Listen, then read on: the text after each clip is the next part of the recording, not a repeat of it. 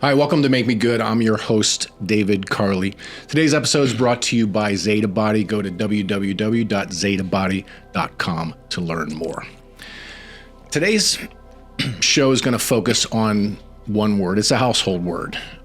The word's determination. And we're going to talk a lot about determination. It's a common word, but there's a lot to it. There's a lot of layers to it. And we're going to focus on that. We're also going to focus on things like grit and human performance.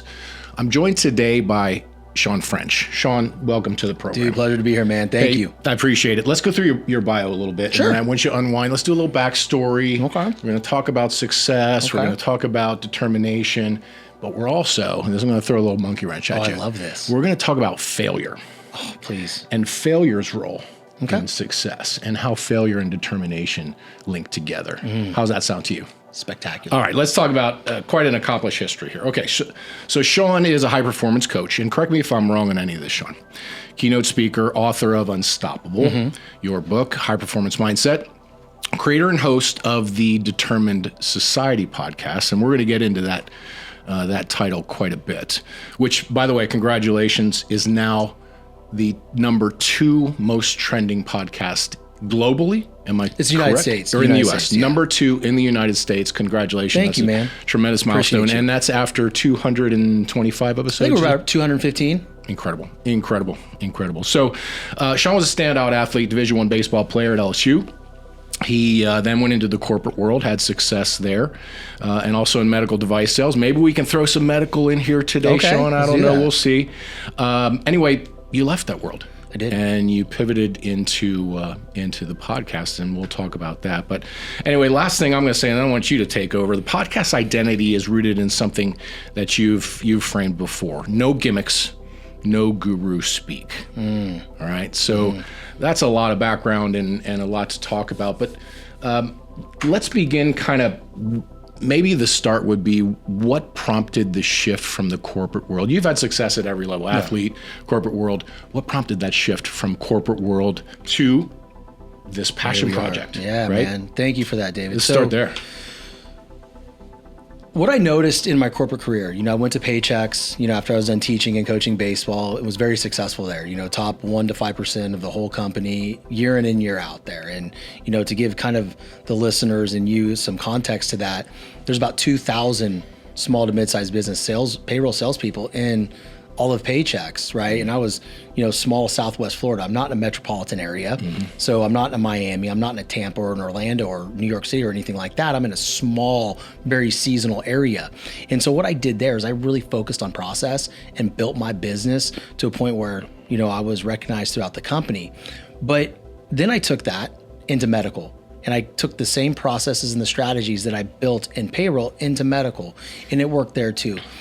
To answer your question specifically, is there started to be this thing inside of me that no matter how much money I made, I was unfulfilled. I was miserable. I was trading time for money, building somebody else's brand. While it was great, seeing business owners understand workers' compensation and payroll and how to properly pay their employees so they didn't get fined or get the IRS all over them and, do audits, like seeing the light bulb come on and them thanking me for putting their business in the right direction, that was a very temporary win for me, right? It wasn't a deep soulful level. Then when I went into medical and we were providing better patient care and I was a part of that process, I loved that too. But as I scaled in that business and I went from, at Paychex making mid 100,000s to, $250,000 in medical, I was doing very well. Financially, I was doing very well with the company and I was, highly regarded. But there was this thing, man, where I was just so freaking unhappy.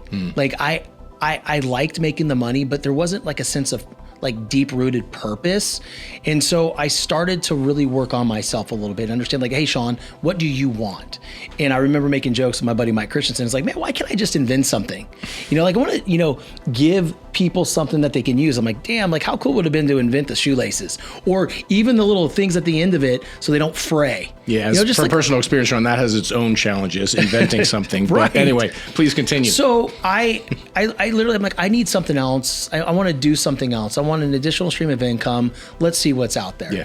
So my friend Natalie, that was a part of a direct sales organization called Melaleuca, which we were users of the product, still are, right? Non-toxic products like, from, laundry detergent to, sprays on your counter, toilet bowl cleaner, whatever.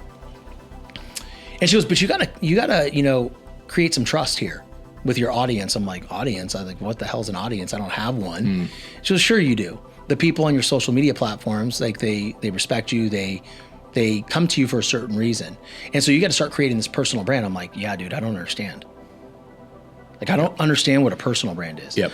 She goes, well, we need to make a Facebook group. And like, if you're traveling for work, you can get a workout in the morning and do a product placement there. People ask you what that is. And you say, hey, it's this, and it does this.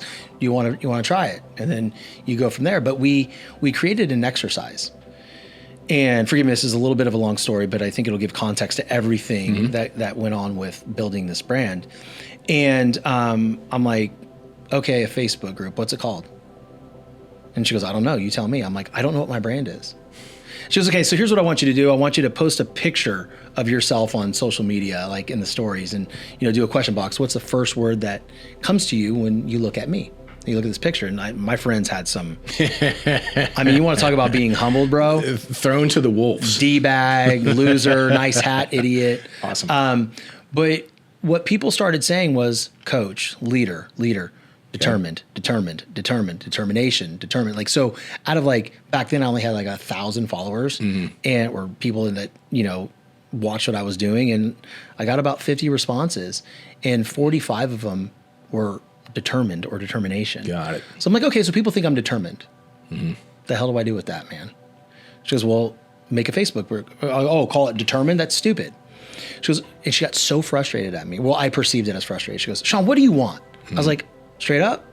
She goes, yeah. I go, I want to wake up in a world, in a society that people wake up and chase their dreams no matter how they feel emotionally at the time. Like, that's what I want to build. She goes, so you want to build a determined society? I'm like, I don't like it. It's missing something. She goes, no, determined society. I go, the determined society. So it was a Facebook group.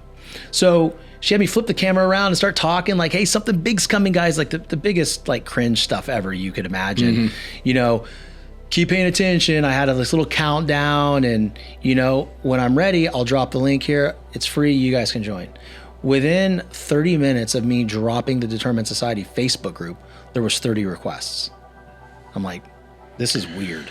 Let's pause there for a second, sure, because there's plenty to unwind there. Go. So point one, I want to get a little more out of you.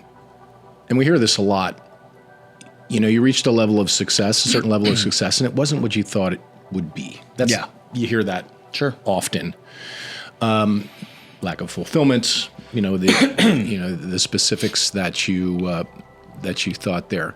So within this transition, which kind of built organically, which is interesting, as opposed to some ways it might be done. But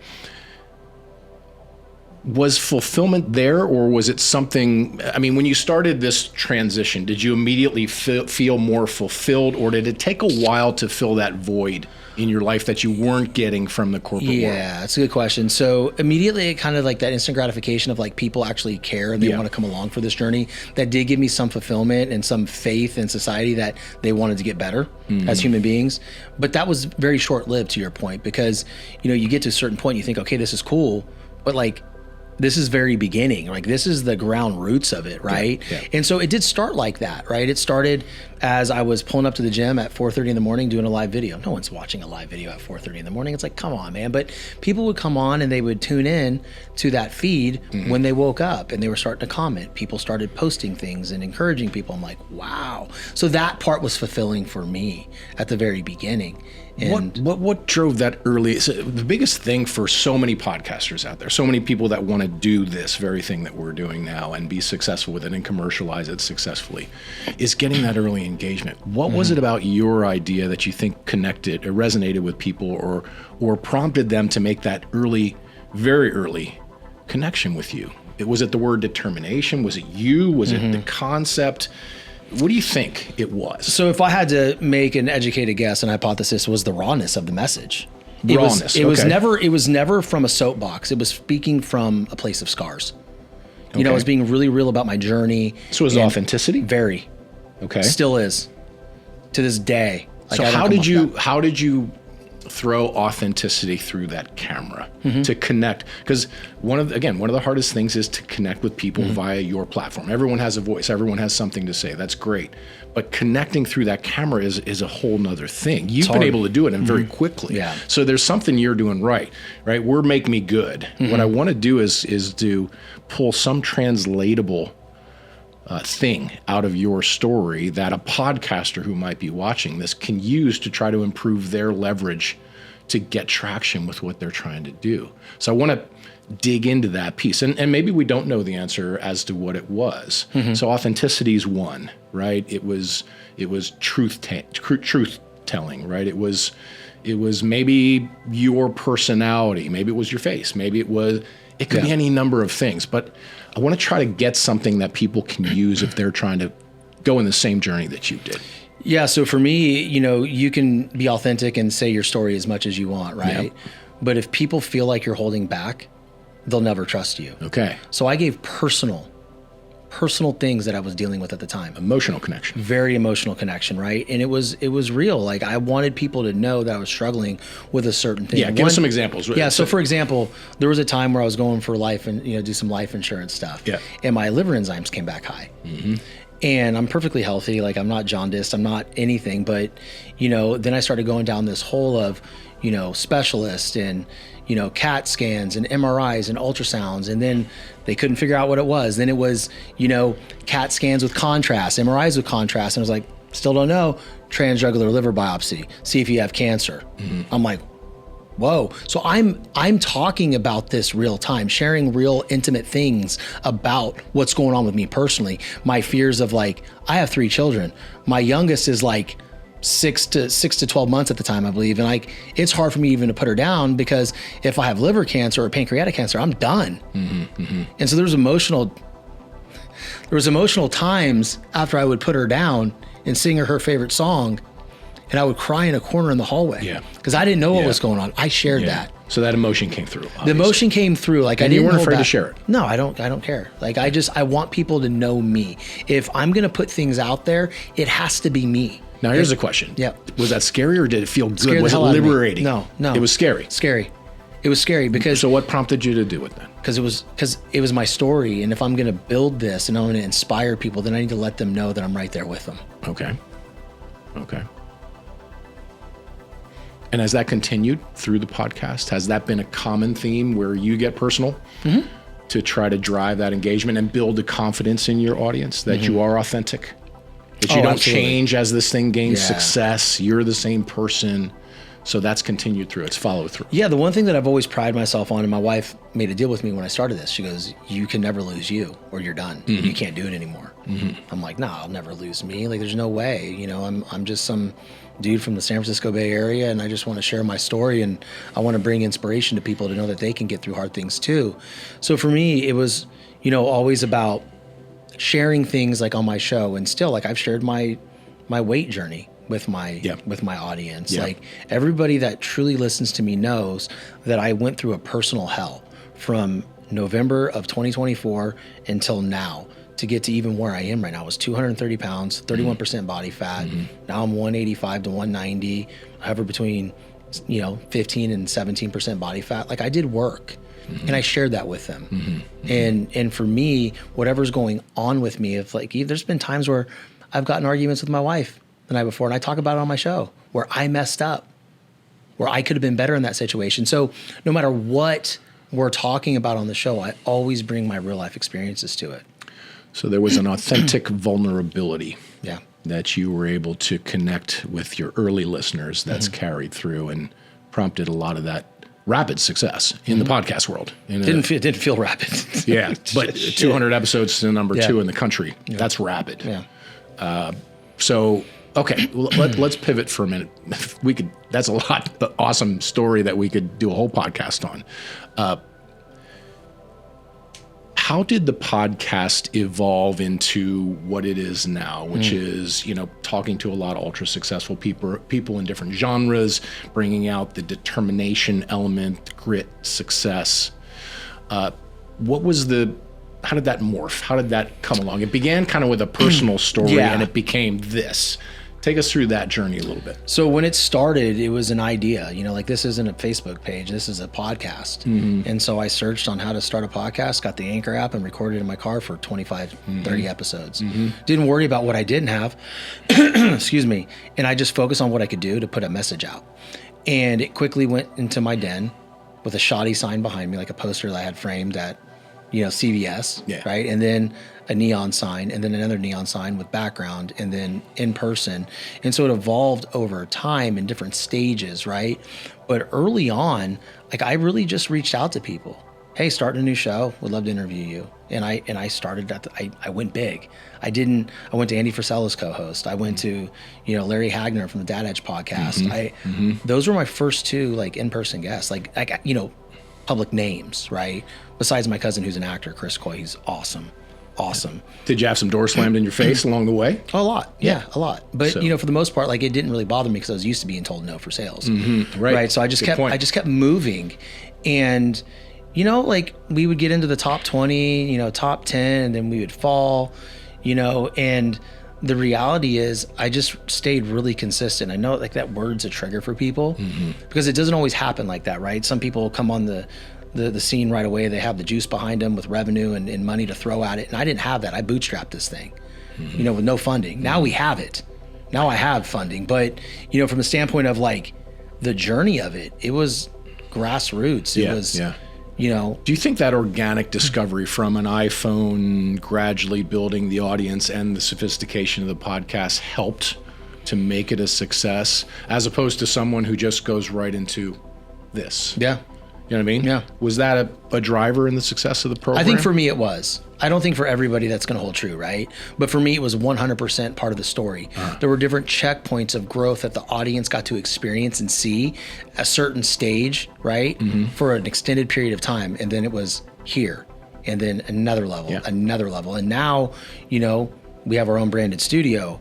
And so like, we started filming in our own branded studio with a sign and 2 chairs and a beautiful studio like 2 months ago.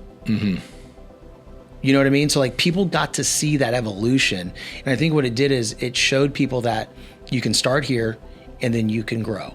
Yep. And, I brought them along with it. Yeah. Yeah. Now your wife, let's go back to a point you made earlier. Your wife said, I don't want to lose you, Shawn, along the way. You have momentum. The podcast is gaining success and exposure and notoriety.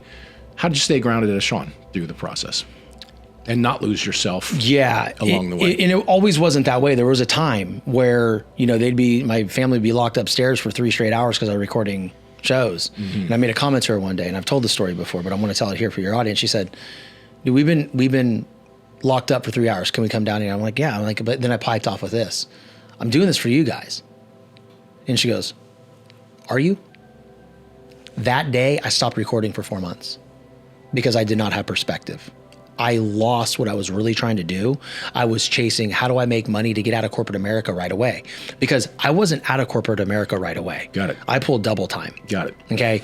And from that point, I said, well, I can't record another show because I made a promise to my wife that I'm not going to lose me. I'm not going to lose focus on the real mission at hand. And I did. So I stopped. Could some of that be that your heart was really in the podcast, even though you were hanging on to both? Oh, my heart was always into the podcast, like 1,000%. But you need to pay the bills. Yeah. So you're still, it's a side hustle. You're still doing your day job. It's a hobby at that point, Did your day job right? suffer? Did your performance in your day job suffer at all? So but they did not. But they did not like the attention I was getting on social media. They did not like the edited videos. How long is it taking to do this? I'm like, my sales are up. Like, what are you talking about? I have a team. I pay someone $100 a week to do this. But yeah, man, like. Well, to be fair, you could see how an employer would see that as a distraction. Sure. That's fair. Sure. Right? Yeah. To put yourself in their perspective. All right. So you had a realization moment there, maybe a grounding moment, recenter, refocus. You take 4 months off. Then what? I got a message one day from Dr. Marie Steischel. She's become a good friend of mine. And she said, I got a new book coming out. Would you be willing to do a live with me to promote the book? I said, why don't you just come hop on my show? And I'm like, I hit send. I'm like, oh no. She's going to say no. She's way bigger than my platform. Like, please say no. She said yes. And so I did it, and it felt good. That was the first one? It was the first one. Okay. And I told my wife, I go, I think I got it now. I'm not going to complain about not having revenue. I'm not going to complain about not having capital. I'm not going to complain about all these things. I'm just going to do this because it fulfills me. She goes, on you, like whatever you want to do, like I'm here to support. I just want you to have perspective. And so from that point on, I feel like that was a turning point. And I think that was in 23. Did you find that when you stopped chasing the commercial aspect of it, it became more successfully commercially? Yeah, because I was able to focus on what was the most important thing, which was making the interview the best I could for the guest. Which added value. Which added value to the audience. Which translated into? More listeners, more sharing, more engagement, more of everything. Yeah. When did you pull the plug on the corporate gig? January of 2024. And how many years in was that at this point? I'm going on year 5, so that would have been what, year 4? Okay, so a long time. Year 4 of the show. Long time. You no, pulled double duty. Year 3. I'm sorry. Year 3. 3 years pulling double duty, right? Cranking on the side hustle, and then transitioned once it reached a critical mass, I assume. All right, let's shift gears and talk a little bit about who you're talking to, because I think one of the interesting perspectives that we could bring to our audience is that collective wisdom. You talk to a lot of successful people, but I want to go back to a point I made earlier, because I was thinking about what to ask you today. We can talk about all the pearls and interesting people and interesting guests. It's easy to interview someone who's having wild success, but we know that failure is a part of getting to that successful state, including yourself, including probably, and correct me if I'm wrong, every single guest you've ever interviewed who's successful. We'd never interview the person who's failing. What podcast focuses on, let's find guests that are failing and bring them in and get their perspective? We always interview people who are at the pinnacles of success or driving to the pinnacle of success. But can you scale that back to when they were failing, because they were at one point, and give our listeners who might be trying to get there but aren't there yet some pearls from people who've been there and overcame it to get to success, including yourself? You know, there's one story that is coming to my mind right now. Frankie Faison. Okay. Now, you know who Frankie Faison is? I don't. You ever seen Coming to America? Yeah. The landlord?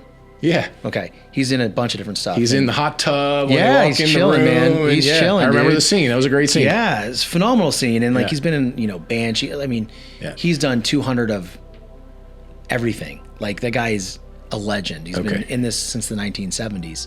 I recently interviewed him. I haven't released it yet, but I can share it here. It doesn't matter to me. It took him 15 years.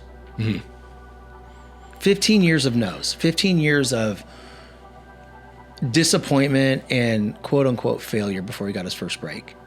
And now that guy has been acting since the 70s. And he's a big name, and he's a gentle, kind man. And so things like that I'm able to talk about on my show with these public figures, ask them about their adversity, brings a massive human element to them. Because as a listener, you're like, what does Frankie Faison or Jay Leno have talk about, like, or Jamie Kennedy? Like, what are they going to tell me about failure? Right. But they failed a ton of times. They failed more than me. They failed more than most people listening. And that's why they are who they are. And so we're able to bring those stories, right? Because again, we bring people on to promote what they're doing, right? Sure. Like movies and, books and everything. But we always talk about the grounding part of the show. Like, what about it was hard? What about it did you fail at?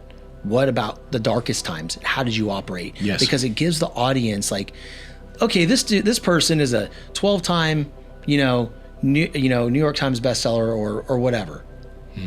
They're able to pinpoint where they struggled, and they're able to understand, like, wait a second, this person's just like me. They just happen to get really good at their job. So if he or she can do it, then I should probably step into my skills and my purpose and start chasing what I want to do, and know that there's going to be failure. But if they overcame it, I can too. Do you ever find when you're interviewing someone who's overcome heavy failure, like you just described, that they get a bit sentimental and emotional thinking back to how they felt during those times and how hard it was, and the doubt and all of the things you wrestle with when you're failing your way to success, right? Do you ever find that? Can you ever pull that out of some of these people as you're interviewing them? Yeah, I mean, sometimes it's not, sorry, I don't know what's going on with my voice today. Sometimes it's not like an emotional thing, right? It's not a, crying thing, but you can see the energy in their body shift. Yeah. Right. If whether it's in person or, virtually, you can see when it hits them, the recall of that feeling of all the failure. Yeah. And they talk so passionately about how they got through it. I think that is the big thing, man. So yes, we can bring emotion out of it. Absolutely. And we do in different ways, but people react to emotions in a different way, right? Yeah. Some people get really excited talking about that. Sure. Some people, like my story when we're talking about my liver, it brought me to tears because of my 3 children and my wife. So, I look back on those moments, and even for me, I'm like, today wasn't a bad day. It was a bad moment. Like I could have been there like 3 years ago, worried about my health. Right. And I think that with these celebrities or public figures, they have a really good grasp on how to communicate their failure and be superhuman about it. And that's one of the things that really draws me to these public figures. It's because you learn, we become friends in the process. It's nuts. It's nuts to me. And then you learn more about their story, even thereafter, because they'll reach out and text, "Hey, thanks so much. I wish I would have said this." Yeah. Yeah. Well, you're establishing a human connection through that dialogue, right? Sure. Which I think that probably shows through the camera as well to your listeners. So determination, obviously, is a critical theme in the podcast. It's in the name. When it comes to that point we were just talking about, overcoming adversity to get to a level of success, and these people are by and large very successful people, is that the critical key that is common amongst them? Grit, determination, etc. Did that lead to better habits, more discipline, the things we all struggle with to achieve aspirations and goals that we want to achieve? What are the common threads in this group of people that you're interviewing and talking with? Again, what can people take home? Yeah, no, right? That's a great question, man. So a little backstory. I interviewed my cousin yesterday, who's an actor who's coming out on Black Rabbit with Jason Bateman and Jude Law. Okay. And I asked him that question. He goes, "Because I said so." I'm like, "Because you said so." I'm like, "What do you mean?" "I do things every single day because I said I would." And that is discipline. That is true determination. Determination isn't this gritty, sexy thing like most people make it. They think that you have to run, thousands of miles every day like David Goggins. That's really not what it's about. That's what it's about for him. Yeah. But for each individual, it's different, right? Yeah. And it could mean that you need to get up and read a Bible, or read a book or go for a walk. And when you don't feel like it, the moment you get that resistance of that brain wanting to keep you safe because you don't want to do something, that keep you away from that risk because it's going to hurt or whatever, because you said so. You do it anyway. If you do that over and over again, that's how you compound wins and consistency and momentum. Yep. And that is exactly what all these people say. I went to auditions when I didn't want to, when I didn't feel like it was going to be my best showing. They went and killed it because they said they would. But I think there's an important point to tease out here. And we hear about make yourself uncomfortable, get uncomfortable, seek discomfort. You framed it a little different way. And you mentioned Andy Frisell, and I think I heard Andy, I can't remember if it was Andy or Ed Milet said this, keeping promises to yourself is really the critical piece. Yep. So the discomfort is keeping the promise to yourself that you're going to set a goal and do what's necessary to hit that goal, however hard it may be. And it's easy to say, make yourself uncomfortable, put yourself in uncomfortable positions, but it's really more about, let's go back to fulfilling yourself along the way. That's the key. Because, correct me if I'm wrong on your opinion, one of the biggest challenges to overcoming failure is you lose your confidence along the way. But if you're making promises to yourself and keeping those promises, do you think that builds the confidence necessary to keep going and show the grit and determination to get where it is that you want to go? Confidence is built through action. Yes. Confidence is not built through because, our parents say we're good. Yeah. And I think that's something that, here in America is wrong, participation trophies, et cetera. I'm perfectly okay with saying sometimes I'm not enough. Like in that instance, I was not enough. I have to get better. And I do that by putting in the work, right? And again, it doesn't have to be crazy work. It just has to be intentional. So to your point, when we're lacking confidence, it's because we're not taking care of the things that we need to do. And when you can do those things and put in the work and do those actions with intention every single day, not even worrying about what's going to come from it. Because most people put in effort like, it's a quid pro quo. What am I going to get out of this? No. You do it because you said you would. And that's what builds the confidence, and that's how you get really good at something. Yeah, I heard an interesting quote. I think it was yesterday. And it reminded me of our upcoming talk. I think it was Tim Grover. Said he was lecturing on stage. I saw an Instagram post randomly. He said, losers spend all their time trying to figure out how to win. Winners can't stop winning. I thought that was pretty poignant. Yeah. How do you respond to that? There's no context there, right? He's right, but there's missing a context. So go back to Kobe Bryant, right? He likes to talk about Kobe a lot. He'd win a world championship. He's in the gym the next day at 4:30 in the morning. Winners can't stop winning because they don't stop doing what got them there. That's the context.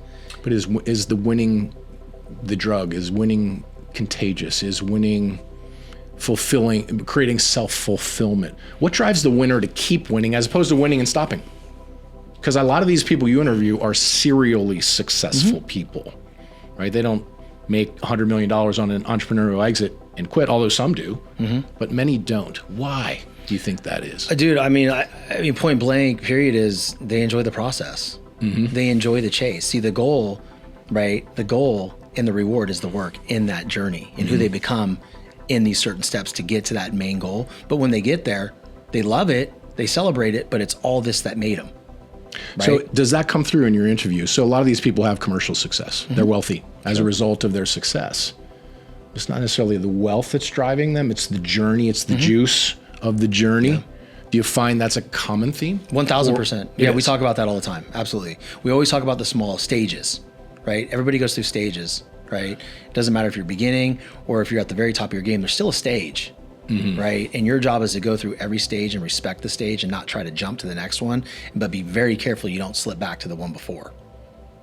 So continually moving forward, continually reinventing yourself, continually.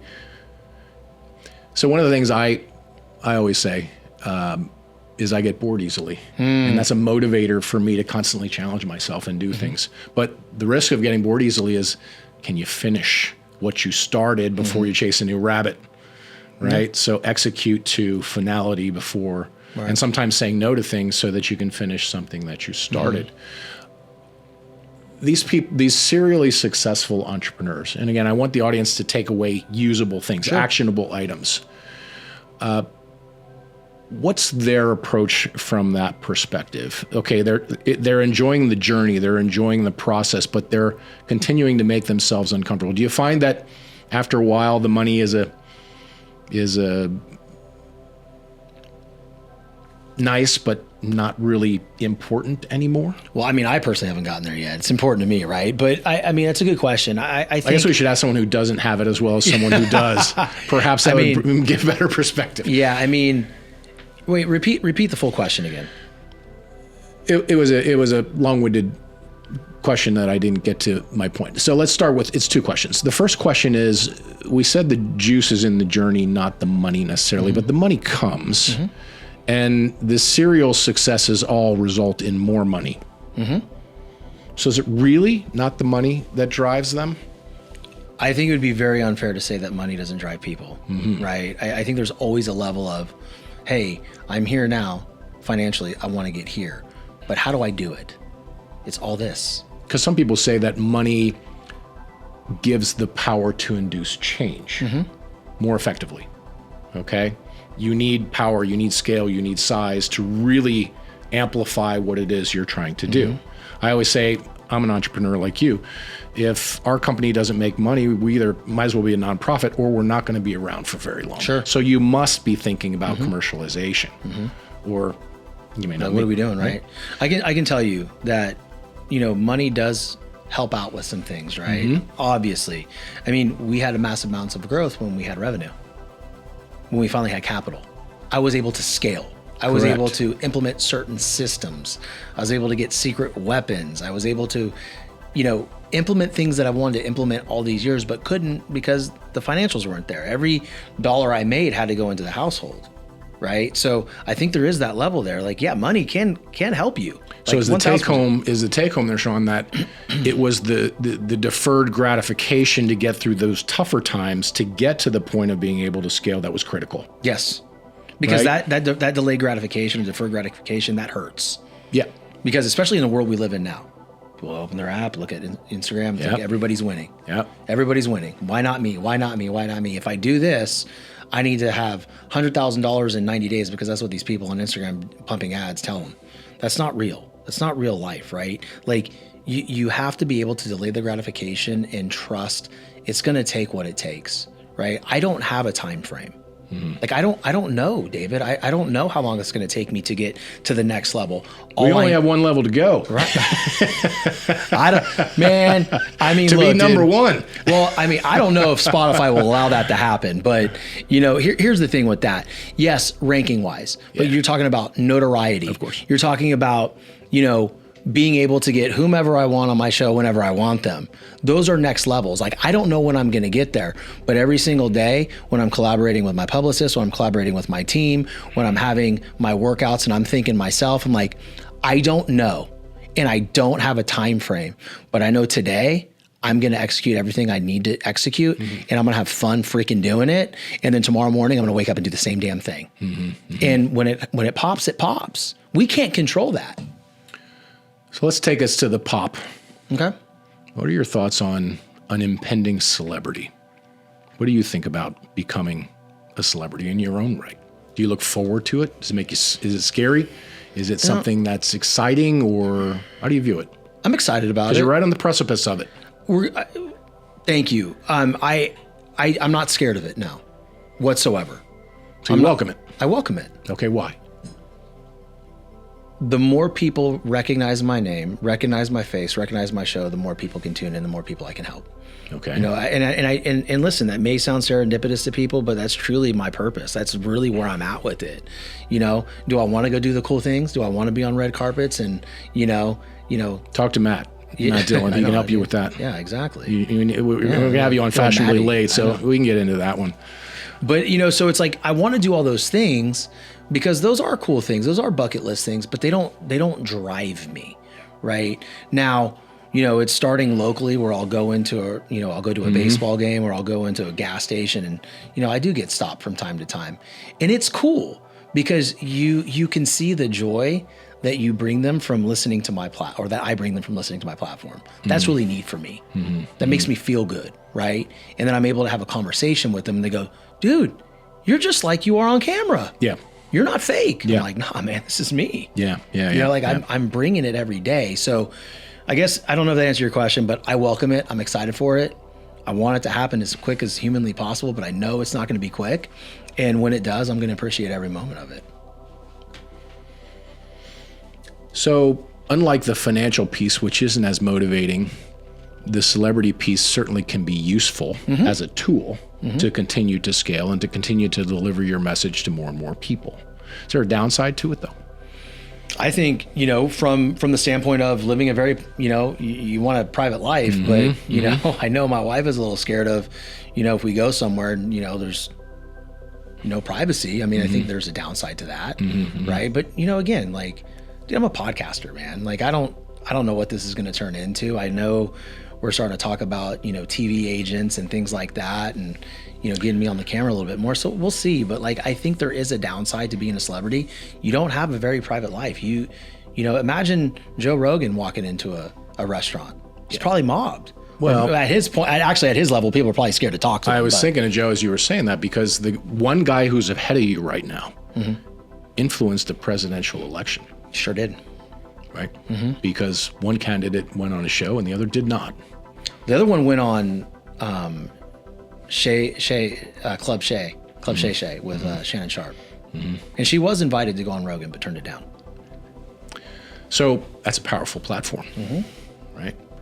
Do you ever think about, obviously you want your message to get out there. You believe in it wholeheartedly. That's clear, right? It's a part of you. You feel good about it. The more people that listen, the better. But there's a power behind it, especially as you climb these ranks. Do you ever worry about that message going south or going awry? And how do you prevent it from doing so? I think I'd be lying to say if I didn't worry about it, but what I try to do is stay neutral as possible and allow people to tell their stories. So, if I was put in that position where, there was a Donald Trump and a Kamala Harris, like, I would have a legitimate, peaceful conversation, allow them to talk about their points. My job as a show host is to allow people the mouthpiece to send their message. What I'm building, I'm not trying to be argumentative of anybody. Yeah. I want this show to be somewhere everybody can go because this world is very big. Do you ever poke the bear a little bit, though, to try to make it interesting, entertaining, challenging? I've challenged you a little bit today. I feel it's a good conversation. Yeah. Yeah, I don't feel challenged. It's good. Yeah. Do you ever feel the need to make it entertaining as opposed to just a genuine conversation? I think there's going to come a time for that. I think there will come a time for that. Because it's part entertainment. Well, absolutely. Right? Absolutely. We're getting into the depths where, eventually the show will evolve in certain areas and, certain conversations. But to your point, we're still playing it very, very safe. Okay. And I think we need to right now. And when it's time to kind of pop the lid off, then I will. Yeah. See and explore and see where that leads. Sure, absolutely. But I like that dynamic of healthy debates and conversation on the show. But I never want my show to attack one area of people's lives or the other area. I really want to be a unifier, but I look forward to some fun conversations for sure. Well, I think it's an important point for someone who's listening, who's either a podcaster or wants to be. And your perspective is your job as a podcast host is to create a platform for your guest's voice to be heard. Fair? Yes. That's my primary. MO. Yes. And that has continued all the way through the podcast till today. Yep. Yeah. Let's shift gears a moment here as we wind down a bit. Let's talk about the book. Book came out when? Oh my gosh, dude, that's so old. I'm writing another one now, but that book came out maybe 22. 22. Okay. So what elements of the podcast and your journey ended up in that book for readers who might want to go buy this book and catch up on some of your past and some of the wisdom? So that book was like way before this thing took off, right? And I really talked about high performance habits and what made me successful in my sales career. Okay. Mental toughness, clarity, intention, strategic activity. That's all it was. I literally chronicled everything I did at Paychex and that I was doing in the medical industry and put it on paper, and that was the book. And I've taken those concepts everywhere I've gone, including building this platform. And so I always go to the high performance habits. Am I hitting these today? Did I have clarity? Was I intentional? Was I mentally tough today? Or did I kind of slack on my strategic activity? And if I did, I got to look myself in the mirror and like, all right, dude, you didn't do your part today. Did anything change or evolve since you wrote that book and how you approach it? Or is it pretty much still true to form? It's still true to form, man. Really? Yeah, absolutely. I mean, maybe a little more refined. Maybe, my strategic activity isn't as large. I mean, I remember I used to go deep out in the sales field. I was supposed to make 8 calls a day. I made like 30. So I was like really exponentially going above and beyond what I needed to do because I was trying to learn something about me. And then once I got really good, I could scale back a little bit. So, from the standpoint of where I'm at today, there might be 2 or 3 things every day that I have to be extremely strategic and clear on, and I execute those. Whereas it used to be like, give me all of it. Give me 40 things to do, and then I burn myself out. So I would imagine as this has evolved, you're getting pulled in a lot of different potential directions. How do you say no? How do you determine what to say yes to and what to say no to? Is there a process you go through for that, or is it gut instinct? How do you view that? A lot of it's gut. I mean, like people come at me all the time, wanting me to come on their show or yes, but we got you here for Make Me Good. Dude, I love Matt, man. I love Matt. Here's the thing. It's like that's a great point. I will always do things for people I respect and for people that I truly enjoy as a human being. Yep. And those things are very easy for me to say yes to, like very easy. I think the things that, I say no to is if it's, you always get these same forms like, hey, I love what you're doing. I'd love to talk to you about your journey. And it's like, I've made the mistake over and over again. I always say, hey, thank you so much. I appreciate you because I'm kind. I want people to, I want to interact with people. And it's like, hey, I should be on your show. It's like, all right, this is not the way. Like, there's forms to fill out. There's, there's a certain profile that we're looking for right now in order to grow this thing to the next level. And I have to be very, very careful. But, if it feels right, I'll say yes. If it feels kind of like you're complimenting me just so you can pitch me, we're done. Do you find though that you're having to progressively say no to more, obviously, as this grows? Yeah. I mean, it's inevitable, right? I mean, you can't do everything, right? Correct. And, to a standpoint of like preserving me, right? I have, again, I've said it multiple times, three children and a wife. Like I need to be dad and husband by like 4 p.m., 5 p.m., right? And I need to give them that book of time, where it's, 4 hours of just me being me, grilling food, me eating dinner with the family, helping with the homework, and just being dad and then hubby afterwards, Do you schedule that? Are you one of those people that schedules that? I don't schedule schedule it in my calendar, but I know from the time my kids get home to the time they go to bed, I'm theirs. Yeah. And there's times where like, hey guys, babe, I got to take this call. She goes, no, go take the call. Like, and then come back, and I'll go take the call. I'm on the phone for like 5-10 minutes, and then I'm done. But I'm not sitting there on my phone engaging or answering emails at night. I know it's a trigger for me. It's like kids are home. Sometimes they get home like at 3:30. Like, no, sorry, I'm on till 4:30 or 5. But once that time hits, it's all them. Do you find that through that process and the discipline and intentionality of making time for your children and your family made you a better dad? Yeah. Than before in in corporate world? I'm less stressed, man. I truly am. I mean, people would say like, hey, being an entrepreneur is super stressful, right? It's very, very hard. But this is on my terms. Like, I have control over it with my team, right? Like, I get to build this. It's an opportunity. It's a blessing. So what's made me a better dad is the conversations that I have with people. Like, even this conversation is going to make me better when I go home. Conversation with Matt's going to make me better when I go home. Like, every conversation I take so serious because I want to get more perspectives of the world. And then when I go home with my family, like, I'm there for them. It's made me a much better father. Do you think that's why podcasts have become so successful, is the introspection that occurs in listening to someone else's perspective and then measuring yourself against it? Right? It almost forces us to evaluate ourselves in some respect. And there's a danger there between comparing yourself to someone else. The good old thief of joy, huh? Yeah, there's also maybe a healthy middle ground where, wow, I could definitely benefit from applying something I heard from a guest or from Shawn on this show to my own life. Do you think that's why this podcast world has exploded? Dude, a podcast episode is 1 hour of a coaching session. That's how I look at it. Like, of course, outside of the conversation and bringing the story, like, I take it as like, what can I learn? Yeah. What can I learn from this? Yeah. What can I learn from conversation with Matt? Like, what can I learn every single day to make me better? And I think when people approach it like that, that's what makes shows and certain episodes really, really good. If there's a genuine like interest in what's going on and good dialogue, like, I truly look at it as a coaching session. Every single time I'm on with somebody, I'm like, what can I learn? And now you've perfectly articulated why we named this show Make Me Good. Thank God. See how I crafted that in there, Shawn? How do you like that, guys? Very devious. I finally nailed a question. Very devious. Finally nailed a question. All right, last minute or two here. You're a health coach, a performance coach, you're a life coach. I don't know, what's the best term? I wouldn't say health coach. I mean, just like really just high performance habits, right? High performance habits. Okay. Yeah, I really want to help people build systems that can insulate them from kind of like chasing the rabbit, right? Yeah. And just be really intentional. So, what are the most common top 5, whatever you want to do? What are the most common habits or recommendations that you use for people that listeners can apply to their daily lives in your coaching?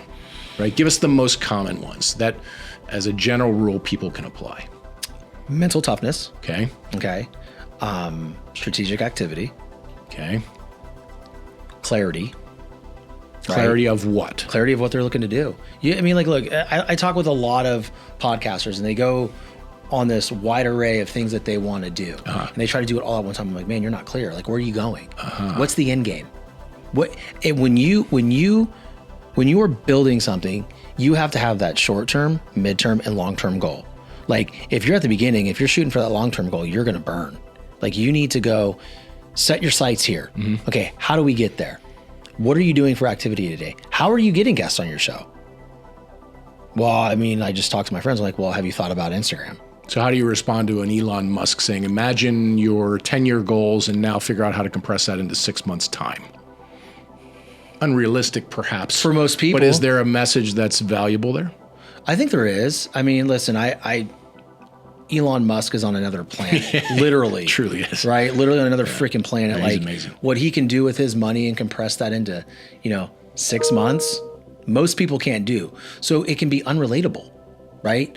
But for me, I always look at like, okay, what can I accomplish in 10 years? I look at it in decades. So if it gets done quicker, then I'm really happy. But the one thing that I found early on is like, I want to be out of corporate America by this date. And then I didn't, and I wasn't, and it hurt me. It hurt me. I lost confidence because I'm like, oh, I'm a failure. I'm losing. I'm never going to get out of this thing because I put a definite deadline on it. So for me, when I talk to people and we're building shows, I go, hold on. Like, you want all these brand deals. Like, you haven't even launched a show yet. Let's worry about graphics. Let's worry about show notes. Let's worry about the platform that you're launching on. Do you want to be a part of a network? How are you, like, all these different things. Like, you have to literally reduce the fraction at the very beginning. And quite honestly, I do that every single day. Yeah. So like, clarity of vision, clarity of purpose, clarity of focus, if you will. Yeah. And know what your activity is. Like, know what you're doing tomorrow. Write it down, put it in a planner, check it off when it's done. And then where does determination fit in? Determination fits in when your body's telling you and your brain's telling you that you don't want to do something because you're not in the mood, you do it anyway. Like that is, to me, staying disciplined. Like, to me, determination and discipline, like, kind of, they're hand in hand, right? It's like the determination. I'm determined, like, even through all the failures that I've had on the show, like, I stayed focused for the most part, and I stayed intentional about what I was doing, and I learned to love the things that I didn't love about what I was doing. Yeah. All right, last question. And maybe we could do a follow-up podcast on this question. I'm down. I'm going to ask you to choose between two things. Oh, geez. It's an entrepreneur question. Is it like In-N-Out Burger versus Fat Burger? No, it's that's more, easy. It's more fun than that. Okay, cool. Although I do love, burgers is a good topic too. We can In-N-Out all day. In-N-Out all day. I'm a Five Guys guy. Oh my God. I'm sorry. Over In-N-Out? I'm sorry, In-N-Out, but I love Five Guys. I love Five Guys. And I know it's not very good for me, but I do truly That's good. love No, burgers. Five Guys is good. All right. Well, maybe we can put In-N-Out and Five Guys head to head that's fine. and do something on that. Okay. Entrepreneur question. An entrepreneur tries to outwork a bad idea.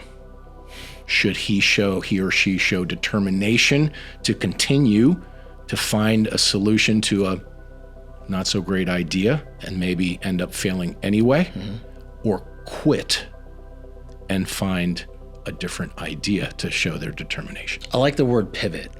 I knew you were going to throw pivot in. I knew it was coming. Son of a it's bitch. a safe answer, but it's a good one. But it's true. Like, think about it. Like, there's nothing wrong with quitting something that's not going to work. If I come up with an idea and it sucks and it's never going to, I've had plenty of them that sucked.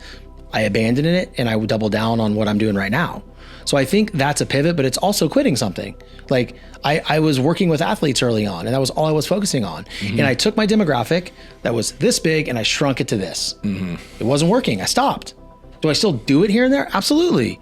But I, for the most part, abandoned that part of my business because it wasn't going to work. It was pigeonholing me into this one category when I wanted broad. I wanted society and culture. Fair. Right? Fair. Let me reframe the question. Okay. If you'd done 230 episodes and you were number 2,000 instead of 2, would you do it exactly the same way, or would you pivot? I would find ways to make it better. How? Examples. I mean, you don't have to because you are number 2.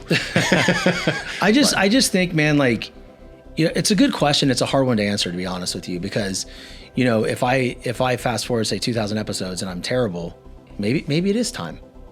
2,000 episodes or however, you said what? 230, number 2,000? 2,000, right? I.e., the point is you hadn't had the commercial or the scale success that you've had with the podcast, but you believe wholeheartedly in the message. I still believe in the message at this point.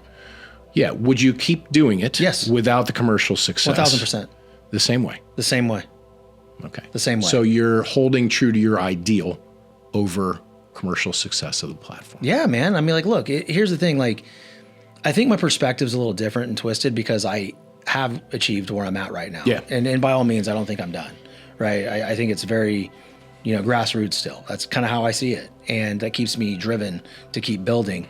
But if I look at this at 230 episodes and I was number 2,000, there's 6 million podcasts in Still not a bad number, by the way. It ain't bad. I failed to mention that, but It ain't bad. Yeah. And there might be more. There might be more podcasts. Hell, I don't know. It's September. They pop up everywhere coming up on Q4. Right. But man, I don't know that I would do it the exact same way, to be fair. I would find ways to enhance and get better. Right. Yeah. And, I'm sitting here at number 2 right now, but tomorrow could be 10. Yeah. So it's like, okay, how do I stay relevant? Like, how do I continue to push and find better ways to do it without losing yourself? Without losing myself. All right. Well, awesome discussion, Shawn. Thank you. I'll ask one favor. Mm-hmm. If you get to number 1, will you come back on the show? I'll come back regardless. Of course. Yeah. So, okay. Yes. Cut that out. Yeah, no, absolutely, man. For sure. No. For sure. Well, we wish you well. And that's a difficult position to overtake, but you know what?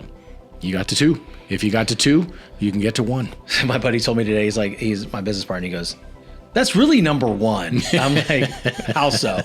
He's like, "Dude, Rogan's got to deal with Spotify. They ain't knocking him off." I'm like, "Well, let's make it hard on him and see what happens." But make no mistake, Joe Rogan's a goat. We will be watching, and we certainly commend you on the efforts and well-deserved success, I think, here in the story. And where can people find the book? Well, honestly, that was a self-published book. So okay. Can people find it? Maybe on Amazon. Really? Yeah. I think it's on Amazon or Book Patch. I know Book Patch still has them. And how do they get to you? The Shawn French on Instagram. Okay. Website. You can take a look there. Mm-hmm. My email's pretty public. So people seem to find it. Mm-hmm. But Shawn at thedeterminedsociety.com. And the show is on all platforms. All obviously. platforms, Spotify. Apple, all that kind of stuff. Determined Society. The Determined Society. And the new book coming out in 2027 is called Blood Type Determined. Blood Type Determined. Yeah. Can we get a little maybe sneak peek about the upcoming book without giving too many things away? Yeah, so I really go through my journey in life, my blood clot that threatened my life, the death of my grandma, the death of my best friend, which was, my girlfriend at one time. And everything that I've gone through personally, determination turned into be a part of my DNA. Mm-hmm. So I have this whole blueprint that I'm going through, like, here's what happened. Here's everything that's gone on. Here's how I got through it. And then I give tools to help people get through their things so they can change their DNA to blood Here's type what I find fascinating about it. You went right back to the beginning of what got you here in the first place. To. With your second book. Genius. Brilliant. Have to. Brilliant. Yes, Thanks, sir. Shawn. Awesome. My brother. Awesome. Appreciate you, David. Great having Absolutely, you. man. And we wish you all the success. And no offense to Joe Rogan, but we want you to see you number 1. I do too. I do too. Go get him, brother. Thank you, brother. Thank you.